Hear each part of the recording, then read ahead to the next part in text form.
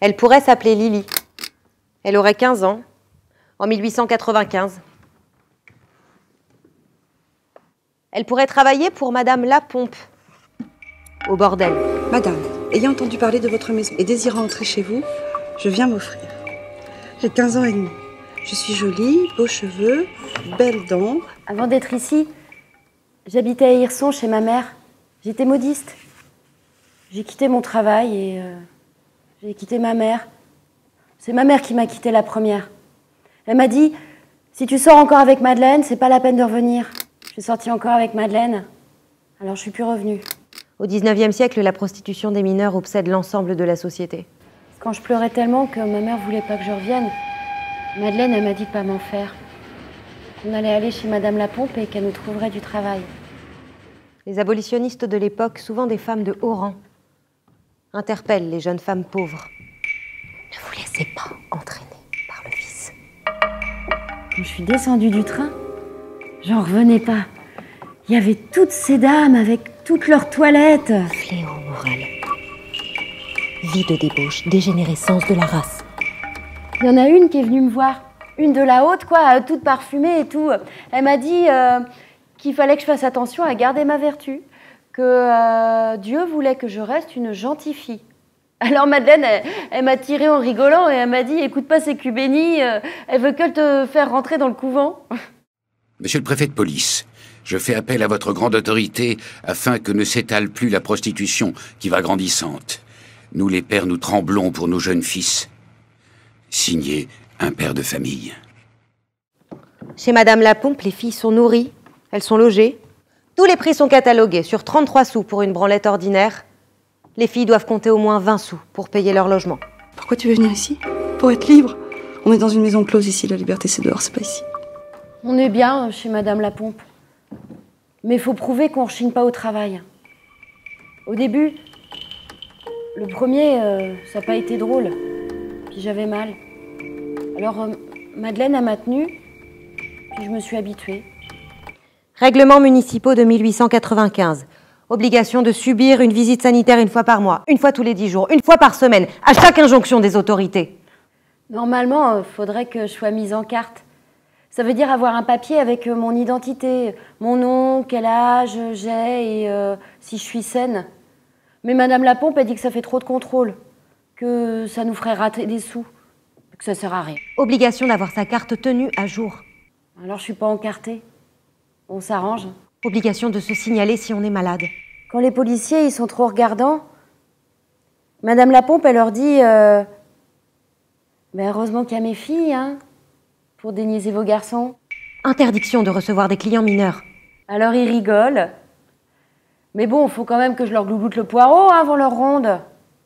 Puis après, normalement, on est tranquille pour un moment. Fléau moral, vie de débauche, dégénérescence de la race. Elle a le bras long, hein, Madame Lapompe. Elle a des amis haut placés. C'est pour ça, le logement, la nourriture, ça me coûte. Mais je lui dois beaucoup à Madame Lapompe. Puis elle me dira jamais que je peux pas revenir. Les filles qui la nuit s'offrent au coin des rues connaissent de belles histoires qu'elles disent parfois mêlant aux phrases crues. Je m'appelle Lily, j'ai 15 ans et je préfère 100 fois le bordel au couvent.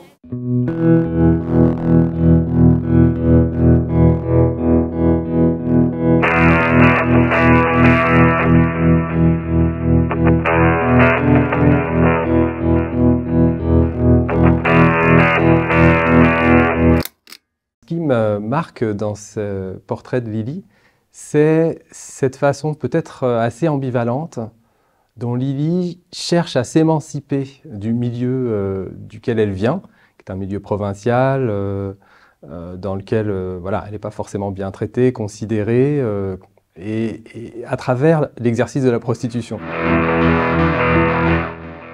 Monter à la grande ville, aller à Paris et se dire, voilà, je vais utiliser mes charmes pour vivre.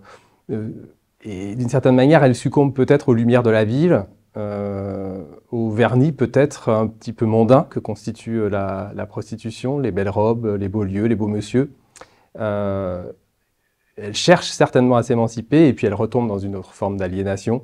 Donc c'est une émancipation illusoire. Pour autant c'est quand même intéressant d'essayer de comprendre pourquoi, comment elle a été aveuglée par ces lumières.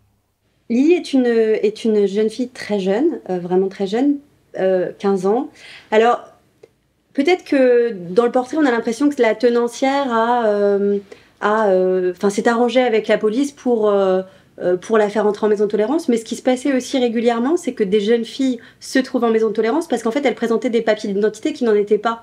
Donc ça pouvait être un document administratif quelconque, bidouillé. Depuis la Révolution, la France est réglementariste par rapport à la prostitution. Alors réglementariste, le terme vise en fait le type de normes qui régule l'activité prostitutionnelle. Les maires sont compétents pour réguler la prostitution et la police municipale est chargée d'appliquer. Concrètement, ça veut dire que les filles sont inscrites sur les registres, soit volontairement, soit d'office, donc contre leur volonté, par la seule décision de la police. Elles deviennent alors des filles publiques, c'est-à-dire qu'on leur applique un régime juridique spécial, très liberticide, c'est-à-dire qu'il y a un certain nombre de leurs droits fondamentaux, des libertés publiques qu'elles perdent, des libertés qui concernent leur accès à l'espace public, leur vie familiale et des obligations aussi très lourdes dans le domaine médical. Elles ont une option. Elles peuvent soit exercer hors des maisons de tolérance. Dans ce cas-là, elles sont qualifiées de filles publiques isolées, filles soumises isolées, soit elles peuvent exercer en maison. Et donc là, elles deviennent des filles de maison. Dans des maisons closes, dans des maisons closes parce qu'effectivement, elles sont contrôlées, fermées, qu'elles ne doivent pas déborder sur la rue, en quelque sorte. Et c'est la raison pour laquelle les règlements de police stipulent exactement où et comment on peut pratiquer la prostitution, dans quelle maison. Monsieur le préfet de police, je fais appel à votre grande autorité afin que ne s'étale plus la prostitution qui va grandissante. Nous les pères, nous tremblons pour nos jeunes fils. Signé un père de famille. À la fin du 19e et au début du 20e siècle, la question de l'enfance est au cœur des débats publics. Une loi civile, la loi de 1908, entend officiellement essayer de protéger les mineurs de la prostitution. Alors c'est un affichage parce que cette loi prévoit une détention préventive, cette loi prévoit un placement dans une institution. Donc il apparaît qu'il s'agit davantage de protéger la société de la prostitution des filles mineures plutôt que de protéger d'ailleurs je dis les filles, mais en fait cette loi concerne également les garçons, que de protéger les jeunes de la prostitution. La prostitution des mineurs pose un problème à la société de l'époque pour différentes raisons. D'abord, il y a des raisons qu'on pourrait qualifier d'humanitaires, en quelque sorte. La fin du 19e, c'est un moment où l'enfance, la jeunesse commence à devenir un âge social, au sens où on considère que c'est un âge qui doit faire l'objet d'un traitement spécifique dans la société, d'un accompagnement spécifique, d'une protection. C'est à partir de ce moment-là qu'on commence à parler de protection de la jeunesse. Et l'autre raison pour laquelle la prostitution des mineurs pose un certain nombre de problèmes, ce sont des raisons de contrôle de la sexualité et, on pourrait dire aujourd'hui, de gestion des risques. La syphilis est une maladie sexuellement transmissible, c'est une maladie grave, incurable, mortelle. On parle de péril vénérien, de panique même vénérienne. Dans les discours, on retrouve des termes comme un péril pour la race, un risque de syphilisation de la civilisation. Donc, et on voit toute une littérature très angoissée, très angoissante autour de la syphilis. Les prostituées sont pensées vraiment comme les vecteurs principaux de la maladie. Et donc, les réglementations municipales vont vraiment s'orienter autour de ces questions sanitaires. Le médecin va devenir le personnage clé du réglementarisme au XXe siècle, alors qu'il ne l'était pas au XIXe siècle. Alexandre Parent du Châtelet est un médecin dit hygiéniste qui est un des premiers grands médecins hygiénistes au XIXe siècle, à une époque où on considère que la médecine n'a pas de vertu que curative, mais aussi peut organiser la société et en particulier réguler la ville. On est à une époque de développement intense de l'industrialisation, de l'urbanisation, et il s'agit d'organiser la vie urbaine, qui est en croissance intense et qui fait peur. Et cet Alexandre Parent du Châtelet est médecin, il va faire une enquête de plus de 10 ans sur la prostitution à Paris et expliquer que, effectivement, cette prostitution, elle est nécessaire, qu'il faut l'encadrer. Et il fait une métaphore qui est, vue d'aujourd'hui, assez malheureuse, mais qui en même temps dit bien ces représentations. Il parle d'égout séminal pour décrire ce qu'est la prostitution. Donc en fait, il dit que c'est nécessaire, comme les égouts, et que ce sont tout simplement les égouts dans lesquels coule le sperme de la société. Et Parent du Châtelet dit donc voilà, de la même manière qu'on a organisé les égouts, d'ailleurs il s'est intéressé à cette question-là aussi, la question des égouts, on va organiser la prostitution pour faire en sorte que ces pulsions masculines puissent se réguler à travers la prostitution. Le problème de la prostitution, c'est qu'on n'a pas de statistiques en fait.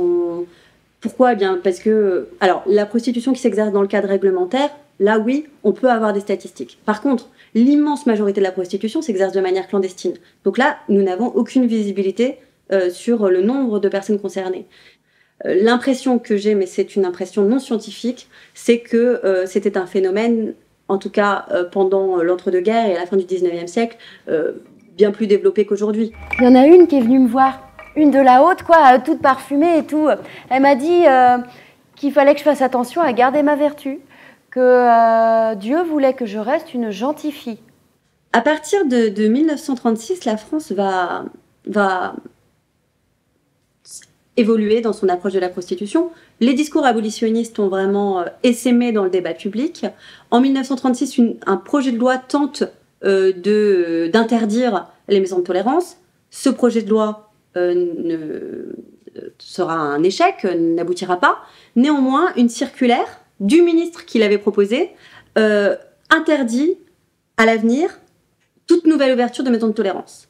Cette évolution sera concrétisée en 1946 à la sortie de la guerre avec la loi Marthe-Richard qui du coup met fin aux maisons closes officiellement, légalement. Et en 1949, on arrêtera le fichage des personnes qui se prostituent. Je m'appelle Lily, j'ai 15 ans et je préfère 100 fois le bordel au couvent.